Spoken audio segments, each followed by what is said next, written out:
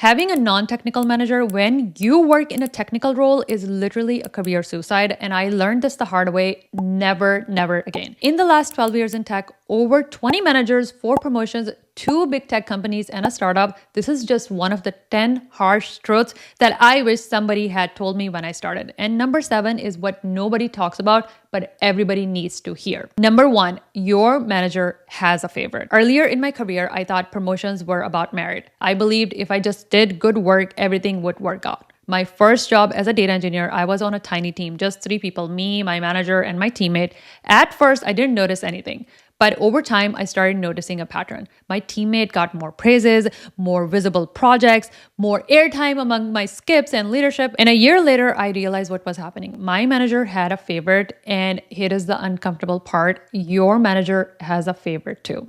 And I eventually learned how to become a favorite, not with every manager, but with some of the managers. And honestly, the manager where I was the favorite, my career moved faster and things felt somewhat easier.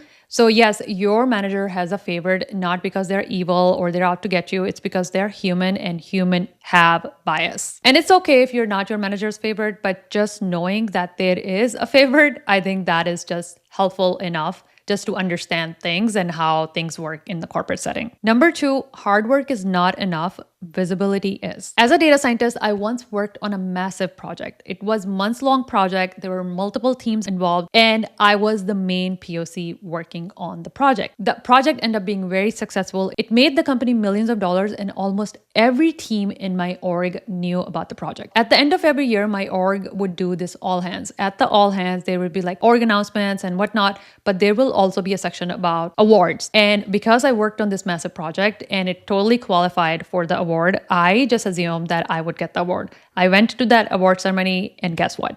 I did not get the award. But guess who did? My manager did. I mean, I was happy for him, but I was the IC who did the work and who basically figured out the solution and who implemented it. So I was a little hurt.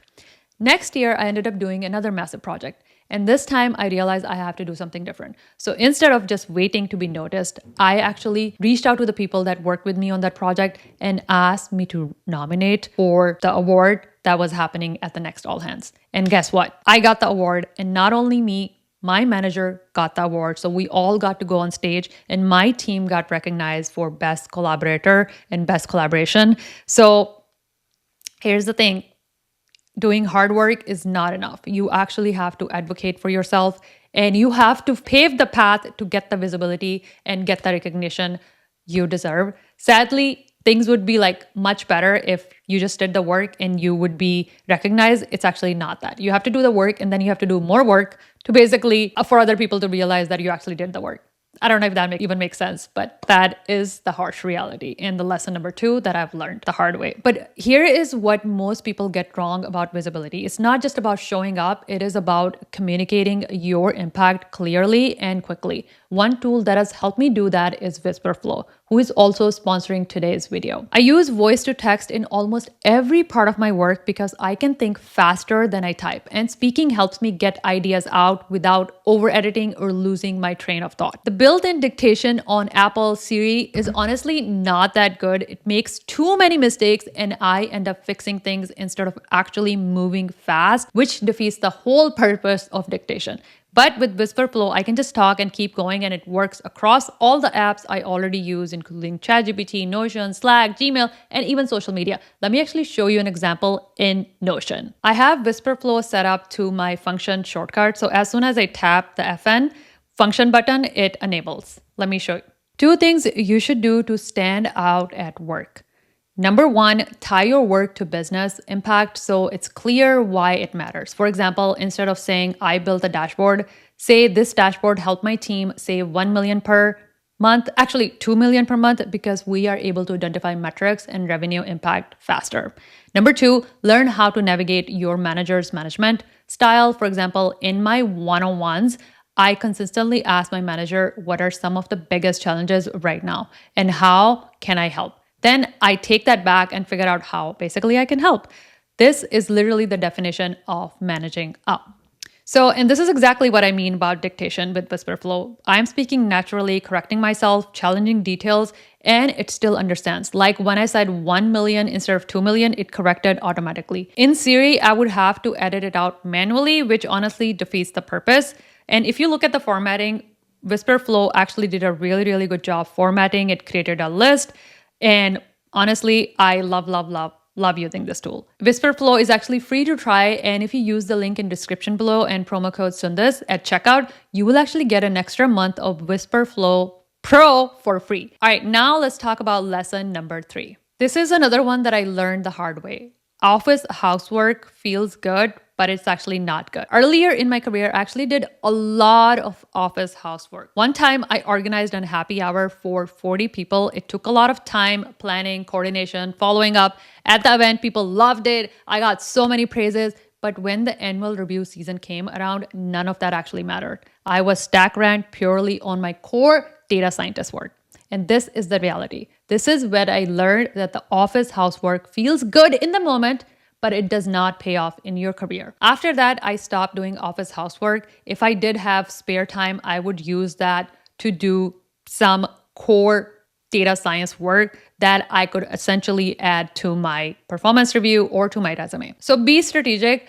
Yes, if you enjoy office housework and if it brings you joy, just do it for that sake, but don't expect anything in return that you will get better rating or more compensation or like more bonus at the end of the year because you did that. Office housework is just office housework. Number 4, non-technical manager can stall your career. Again, another hard learning. When I started my career as a data engineer, my manager at that time was an ex-data engineer. And I got promoted in that role really fast. Later, as a data scientist, I worked under both technical and non-technical manager. And my next promotion happened under a manager who had been a data scientist himself. But my third manager was a different story, and my third promo was a different story. That manager was not technical. He did not understand data science.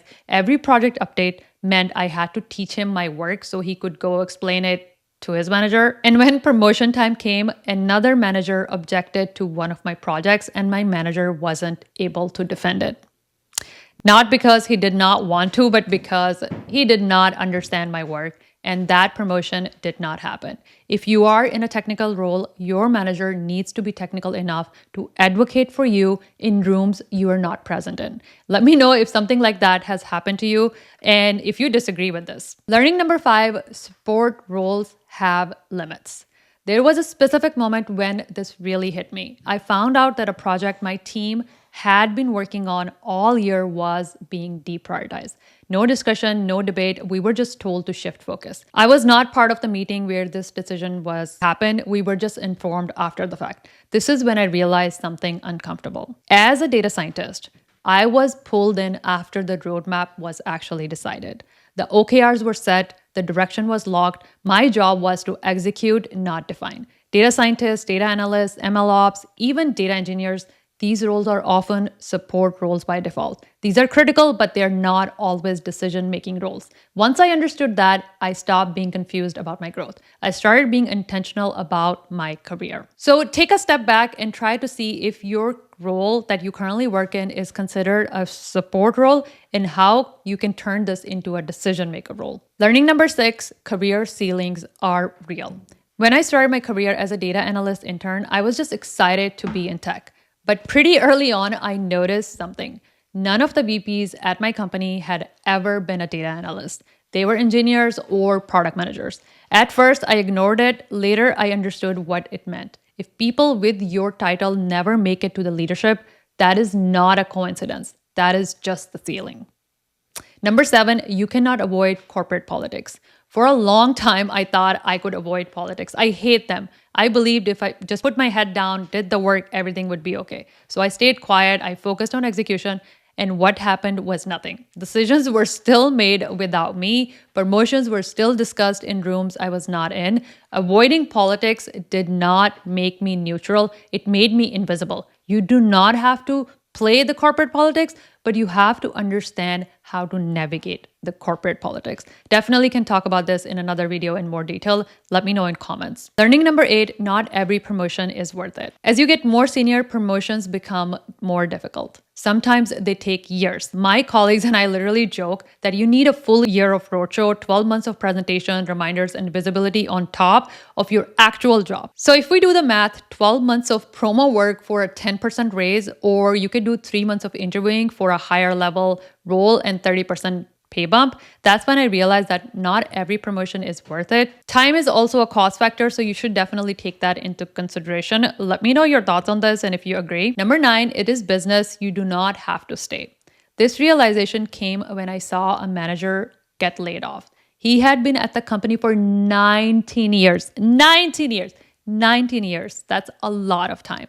But one day he just woke up and he was told that he no longer works at the company. When the decision to lay him off was basically made, he was just a number on a spreadsheet. That was the moment I understood it's just business. You do not owe loyalty to a company that will not offer it back to you. Number 10, multiple streams of income bring peace of mind. When layoffs started, I was terrified. Mortgage, kids, health insurance. If I lost my job, we could not survive on my husband's income alone. Around that time, I started creating content. Over time, I turned it into a scalable business. That second stream of income changed everything. I do not have nightmares about getting laid off anymore. And it makes me so sad that I'm saying this. My teammates actually joke that you make FU money, so if you get laid off, you will be fine. Honestly, I do not find that funny because I don't want to lose my job.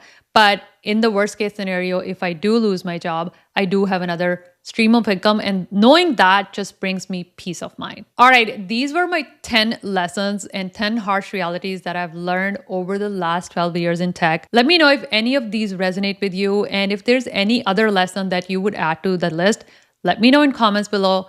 And with that, I hope you're having a beautiful day. I will see you in the next video. Have a good one. Bye.